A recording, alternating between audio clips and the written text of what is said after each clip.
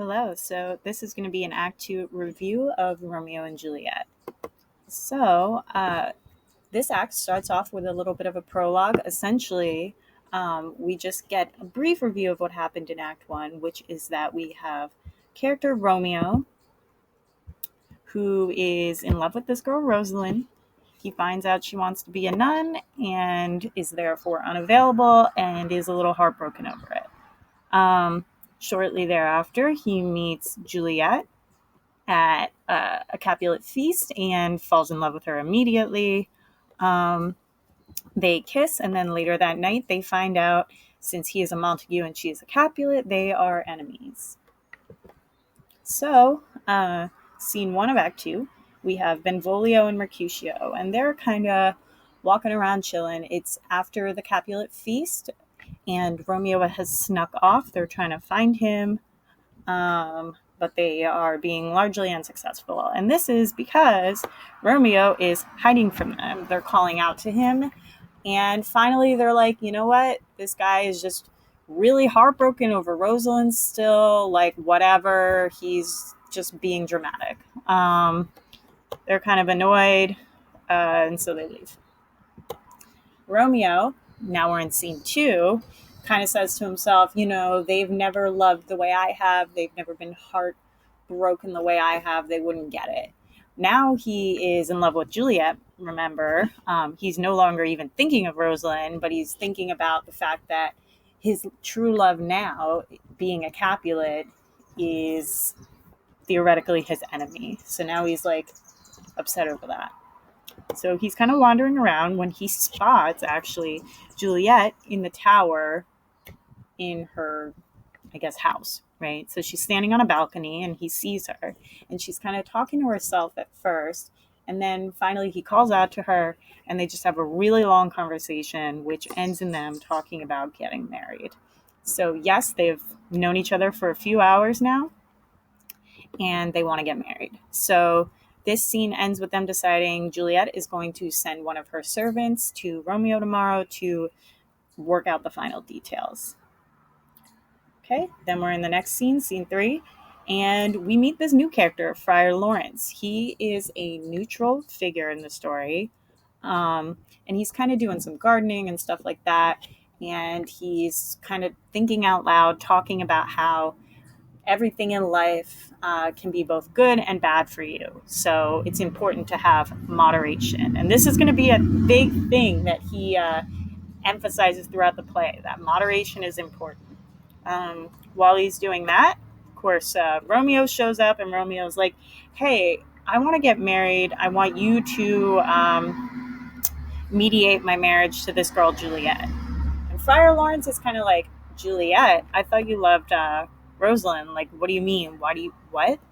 And Romeo is like, well, I did love Rosalind, but that was before I met Juliet. And she's this awesome girl who loves me back. I really want to marry her. And the friar is kind of like, you need to think this through. But then the friar gets thinking and he realizes that if Romeo, a Montague, marries Juliet, a Capulet, it could finally bring about the end to this generations long feud between the houses. So reluctantly, he's like, fine, but I need you to take it a little slower. And Romeo's like, awesome, let's do it like later today. So then we move into scene four. And we again have Mercutio and Benvolio. They're just chilling. They're again like, we haven't seen Romeo since the feast last night. Like, what's going on? And they're like, wow, he really is just still in love with that Rosalind.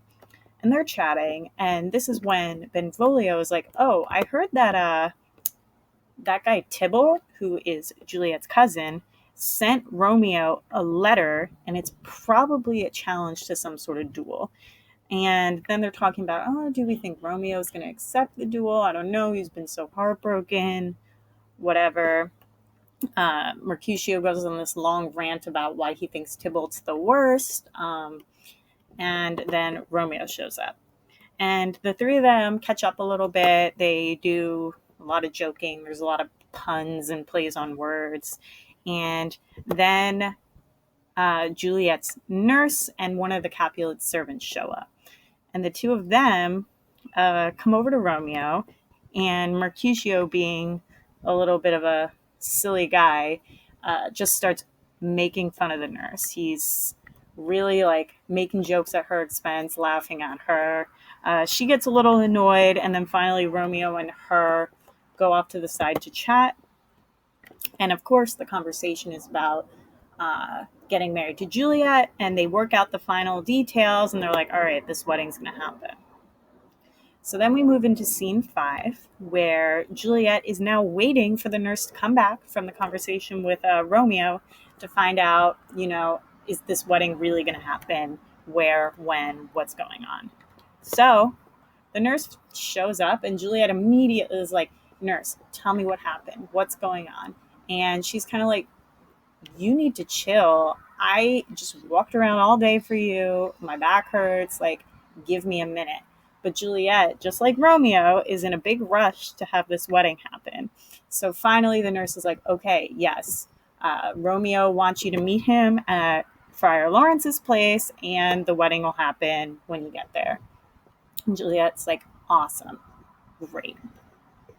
So scene 6, Romeo is waiting with Friar Lawrence. They're kind of just chatting. And again, the friar is telling Romeo moderation is key.